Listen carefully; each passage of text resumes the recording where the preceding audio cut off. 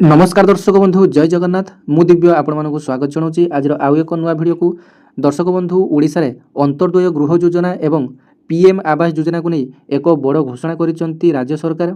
तेबे राज्यर राजस्व मंत्री सुरेश पुजारी समस्त आवासिक हिताधिकारी माननकु मागणारे बाली मिलिबो बोली आज एक बड़ घोषणाटी करिसेंती। राज्य रे जो माने वर्तमान पीएम आवास योजना किंबा अंत्योदय आवास योजना रे वर्क ऑर्डर पाई सारिसेंती सेमानकु मागणारे बाली जुगाइबे सरकार। एणिकी संपूर्ण मागणारे सरकार सेमानकु बाली जुगाइबे। बर्तमान जहाँ किसी बड़ अपडेट आसी एवं तेबे यही खबरटी कौन सी फेक खबर नुहे। आजिर न्यूज चैनल रे आपण मानकर ब्रेकिंग न्यूज पालटिची। आपण माने सीधा सड़क मोबाइल रे डिस्प्ले रे कनक न्यूज रो ऑफिशियल खबरटी आपण माने देखुचंती। एणिकी आवासिक हिताधिकारी मानकु मागणारे मिलिबो बाली बड़ घोषणा करले राजस्व मंत्री।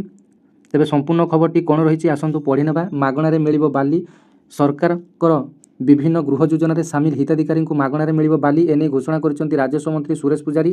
गरीब हिताधिकारी मागणारे बाली जुगाई देबा नहीं बड़ घोषणा करिसेंती मंत्री। मागणारे मिलिबो मागणा बादी रे घर करिवे हिताधिकारी।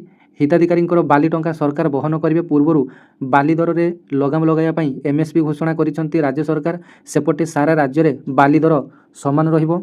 एथिपई राज्य सरकार बाली पई एमएसपी लागू करिवे।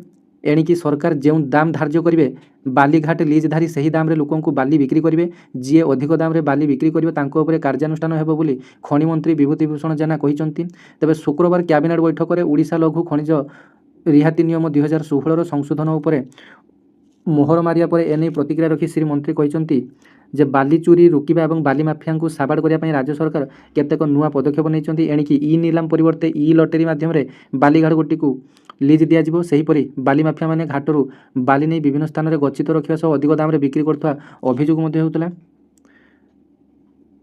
तेबे स्टोरेज लाइसेंस नथिले बाली जमा करि परिबेनी। अधिक खनि खनन उपरे लागिबो रुख।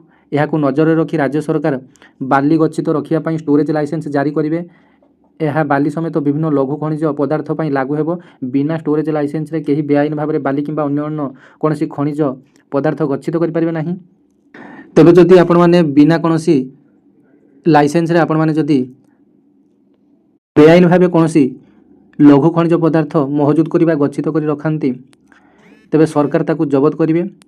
सेहीपरि ओभरलोडिंग एवं हाईग्रेड खनिज पदार्थ को लो ग्रेड दर्शाई अनियमितता उपर कार्यानुष्ठान ग्रहण करा जिवो।